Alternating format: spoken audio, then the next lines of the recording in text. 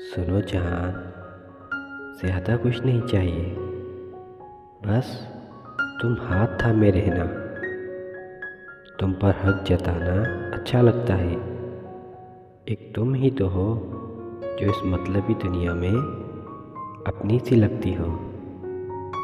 ये ज़िंदगी तुम्हारे साथ हो, ये आरज़ू दिन रात हो। मैं तुम्हारे साथ साथ चलूं, तुम हर सफ़र में मेरे साथ हो।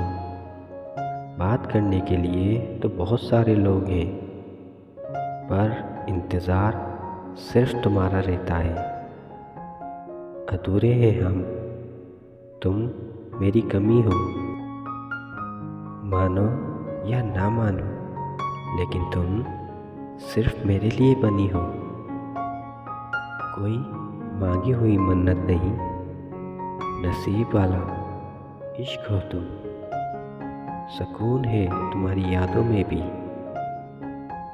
कैसे कह दूं कि मेरा इश्क बेवजह है। आज थोड़ा सा प्यार जता दूं क्या? तुम मेरी हो, ये सबको बता दूं क्या?